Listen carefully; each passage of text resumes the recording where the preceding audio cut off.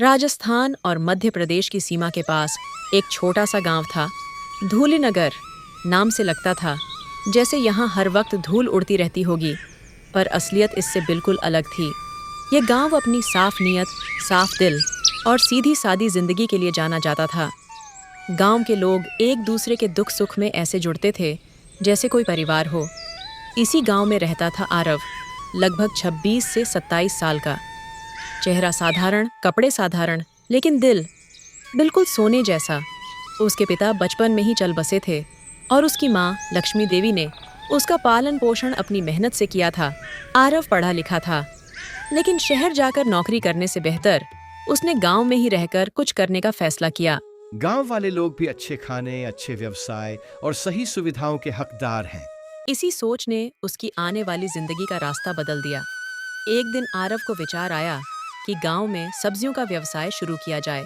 धूलीनगर और आसपास के गांवों में खेती तो बहुत होती थी, लेकिन अच्छा दाम न मिलने से किसान परेशान रहते थे। अगर मैं सीधे किसान से सब्जी लेकर गांव और शहर में बेचूं, कीमत भी ठीक दूं और फायदा भी सबको हो, तो क्यों न करूं? कर बेटा, सच नियत से किया काम कभी बेकार नहीं जाता। आरव ने पुराने साइकिल के कैरियर पर 2 टोकरे बांधे और सुबह सुबह अलग अलग खेतों में जाकर किसान से सीधी सब्जी खरीदने लगा। वो न दाम में खूब मोल भाव करता, न किसी को धोखा देता, इसलिए थोड़े ही दिनों में किसान उसे पहचानने लगे। अरे आरव बेटा आ गया, आज की फसल ले जा। तू हमारी सब्जी अच्छे दाम देता है, भगवान तेरा भला करे। किसानों का प्यार आरव के आत्मविश्वास को और बढ़ाता गया। धीरे धीरे आरव का काम बढ़ने लगा। साइकिल की जगह एक पुराना बैलगाड़ी आया। आरव ने तो कमाल कर दिया, हमारे गांव का नाम रोशन कर रहा है। पर जहाँ रोशनी होती है वहाँ अंधेरा भी होता है। धूलीनगर में ही रहता था कर्ण सिंह, उम्र लगभग 42। एक चालाक, लालची और बहुत प्रभावशाली आदमी।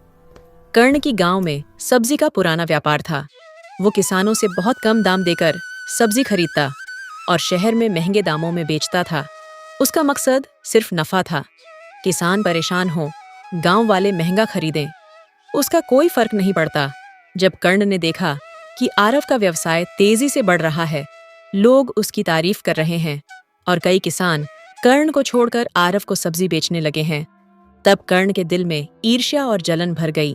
अगर यह लड़का ऐसे ही बढ़ता गया तो मेरा धंधा चौपट हो जाएगा। कुछ करना पड़ेगा, वरना देर हो जाएगी। कर्ण ने अपने 2 खास आदमियों सुदीप और नवल को बुलाकर योजना बनानी शुरू की। एक शाम कर्ण ने अपने आदमियों से कहा, आरव को अच्छा इंसान समझकर गांव वाले उसको देवता बना रहे हैं, लेकिन कोई देवता भी गिर सकता है। बस धक्का चाहिए। धक्का देंगे कैसे? हम उसे ऐसी मुसीबत में फंसाएंगे कि गांव वाले उसे चोर समझें, झूठा समझें, और जब भरोसा टूटेगा तो हर चीज टूट जाएगी। एक दिन रात के अंधेरे में उसके गोदाम में मौजूद महंगी सब्जियों के कुछ बोरे गायब करा दिए जाएं, फिर पुलिस में शिकायत की जाए और आरोप सीधे आरव पर लगाया जाए। सुदीप और नवल को यह प्लान पसंद आया। वे बोले, लेकिन गांव वाले तो उस पर भरोसा करते हैं। भरोसा तो मैं भी जगा दूंगा, पर उसके खिलाफ। 2 दिन बाद रात में कर्ण के लोग उसके गोदाम में जाकर 3 बड़े बोरे निकाल ले गए और उन्हें सूखे कुएं के पास छिपा दिया। सुबह कर्ण ने पूरे गांव में हल्ला मचा दिया। मेरे गोदाम से चोरी हो गई, किसी ने मुझे बड़ा नुकसान पहुंचा दिया। गांव वाले डर गए। धूलीनगर में चोरी होना बहुत दुर्लभ था। कर्ण ने चालाकी से कहा, मुझे पता है किसने किया है। ये काम किसी और का नहीं, आरव का है। पूरा गांव सन्न हो गया। सबके मन में एक ही सवाल, आरव? वो तो ऐसा कर ही नहीं सकता। मगर कर्ण ने ऐसा नाटक किया मानो उसके पास सबूत हो। उसने फर्जी गवाह बनाए। उसके आदमी बोले, हाँ, हमने रात को आरव को गोदाम के पास घूमते देखा था। हालांकि ये सरासर झूठ था। पुलिस भी कर्ण के दबाव में आ गई। आरव को थाने बुलाया गया।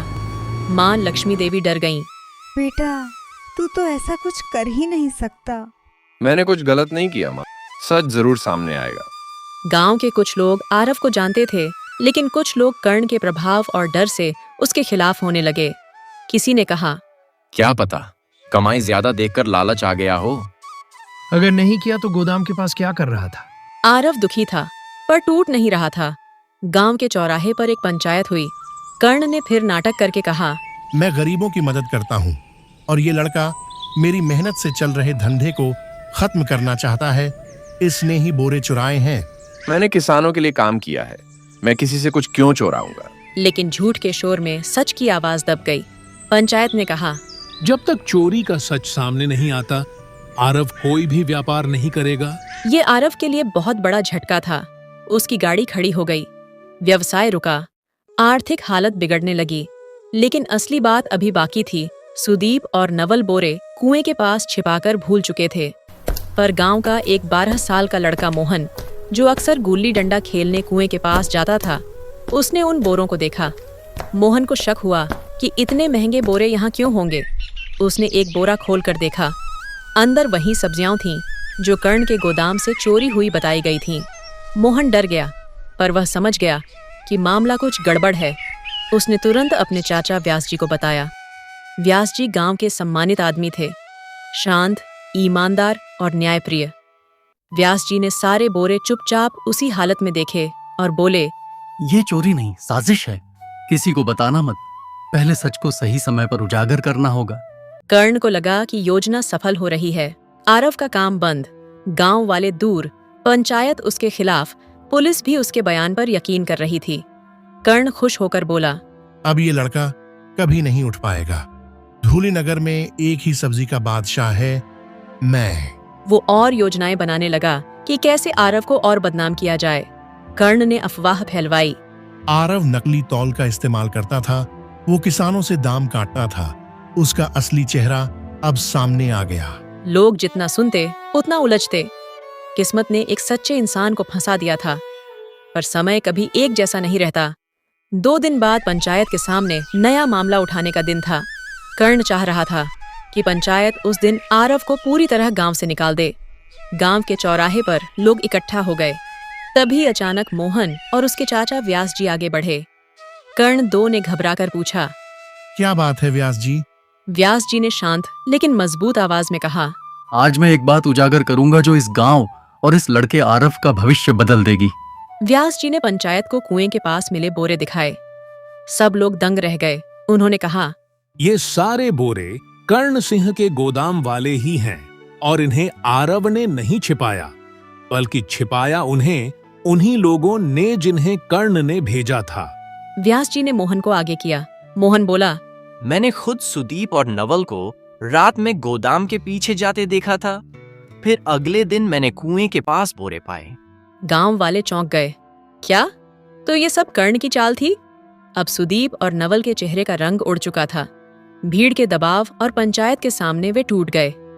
नवल रोते हुए बोला, हाँ, हमने ही चोरी की झूठी कहानी बनाई थी कर्ण मालिक के कहने पर। शर्म करो कर्ण, तुमने अपने लालच में एक सच्चे लड़के को फंसाया। आरव की आंखों में आंसू आ गए, दुख के नहीं, सच के जीतने के। पंचायत ने कर्ण को सख्त सजा सुनाई, किसानों को मुआवजा, आरव से सार्वजनिक माफी। गांव में 1 साल तक कोई व्यवसाय नहीं कर सकता। मुझे माफ कर दो, मुझसे गलती हो गई। जिसने इंसानियत को धोखा दिया उसे माफी नहीं, सजा मिलनी चाहिए। हम आरव के साथ हैं, उसके जैसा लड़का इस गांव का गौरव है। कर्ण की चालाकी का खेल खत्म हो चुका था। पंचायत ने आरव को आगे बुलाया और कहा, बेटा, तुमने जो ईमानदारी दिखाई है वो इस गांव के लिए मिसाल है। तुम अपना व्यापार फिर से शुरू करो। गांव के किसान जो डर के कारण कर्ण की तरफ झुक गए थे, अब आरव के पीछे खड़े थे। आरव, अब से हम अपनी फसल सिर्फ तुम्हें बेचेंगे। तुमने हमारा सम्मान बचाया है। आरव ने सबको धन्यवाद दिया और कहा, मैं कोई हीरो नहीं हूँ, मैं बस सच के साथ खड़ा रहा। धीरे धीरे उसका व्यवसाय पहले से भी तेज बढ़ने लगा।